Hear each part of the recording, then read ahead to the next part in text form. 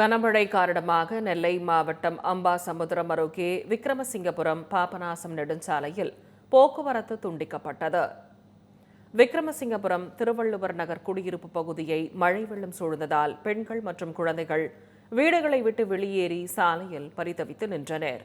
தீயணைப்புத் துறையினர் மீட்புப் பணியில் ஈடுபட்டனர். அங்குள்ள கால்வாயில் உடைப்பு ஏற்பட்டதால் தண்ணீர் வரத்து அதிகரித்தது.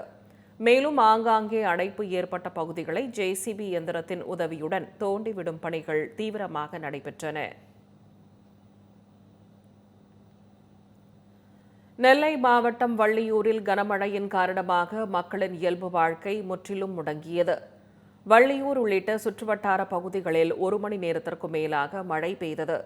வள்ளியூர் பிரதான சாலை உள்ளிட்ட பகுதிகளில் மழை நீருடன் சாக்கடை நீர் கலந்து குளம் போல் காட்சியளித்ததால் அந்த வழியாக சென்ற வாகன ஓட்டிகள் கடும் சிரமம் அடைந்தனர்.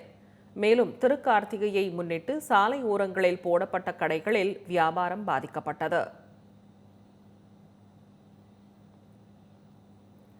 நெல்லை மாவட்டம் அம்பாசமுத்திரம் பகுதியில் குளத்தின் கரை உடைந்ததால் விவசாய நிலத்தில் மழை வெள்ளம் பாய்ந்தது. இதனால் அங்கு சாகுபடி செய்திருந்த நெற்பயிர்கள் நீரில் மூழ்கின. அம்பாசமுத்திரத்தில் தொடர் மழை காரணமாக வெள்ள நீர் அதிகரித்து தண்ணீர் கால்வாய்க்கு செல்ல முடியாமல் குளத்தின் கரையில் உடைப்பு ஏற்பட்டது. இதனால் அருகிலுள்ள துர்க்கையம்மன் கோவில் பகுதியை மழை வெள்ளம் சூழ்ந்தது. தகவல் அறிந்து சம்பவ இடத்திற்கு வந்த நகராட்சி பணியாளர்கள் ஜேசிபி இயந்திரத்தின் உதவியுடன் அமலைச் செடிகளை அகற்றி நீர் வெளியேற வழி ஏற்படுத்தினர்.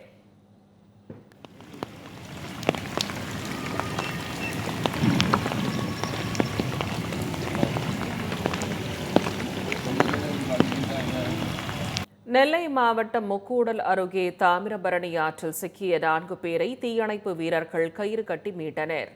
நெல்லை மாவட்டத்தில் பல்வேறு இடங்களில் தொடர் கனமழை பெய்தது. முக்கூடல் பகுதி தாமிரபரணி ஆற்றில் நீரேற்று நிலையத்தில் பணிபுரியும் 4 பேர் வெள்ளத்தில் சிக்கினர்.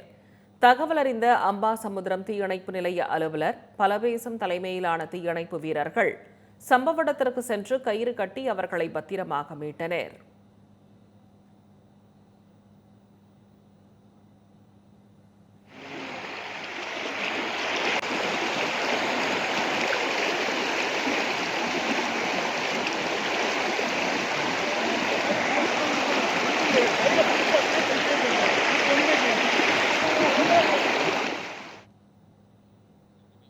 தென்காசி மாவட்டம் செங்கோட்டை அருகே மழை நீரில் அடித்துச் செல்லப்பட்ட முதியவரை போலீசார் பத்திரமாக மீட்டனர்.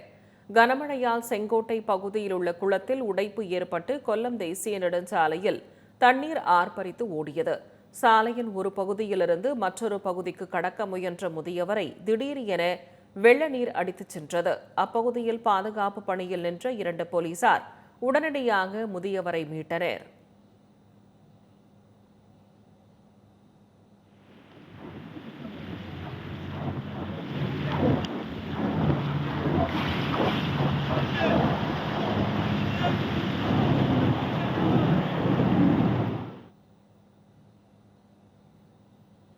தென்காசி மாவட்டம் ஆலங்குளத்தில் மழை வெள்ளம் பாதித்த பகுதிகளை ஆய்வு செய்ய வருவாய்த்துறை அமைச்சர் KKSSR ராமச்சந்திரன் வந்தபோது இளைஞர்கள் சிலர் நெடுஞ்சாலைத்துறை அதிகாரிகள் ஒழிக என முழக்கமிட்டனர்.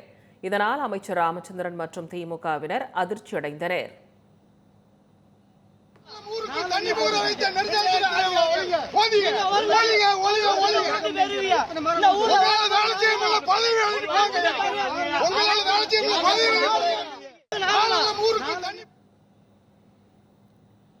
தூத்துக்குடி மாவட்டம் கோவில்பட்டி அருகே காட்டாற்று வெள்ளத்தில் இழுத்துச் செல்லப்பட்ட காரில் உயிருக்கு ஆபத்தான நிலையில் போராடியவரை அப்பகுதி மக்கள் ஜேசிபி இயந்திரம் மூலம் மீட்டனர்.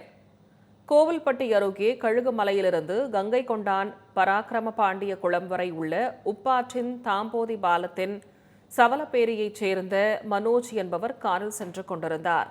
அப்போது காரை வெள்ளம் இழுத்துச் சென்றது. பின்னர் வேலிக்கருவேல மரத்தில் கார் சிக்கி நின்றது. இதையடுத்து அப்பகுதி இளைஞர்கள் ஜேசிபி வாகனம் மூலம் வேலிக்கருவேல மரங்களை ஒதுக்கி கயிறு கட்டி மனோஜை காப்பாற்றினர்.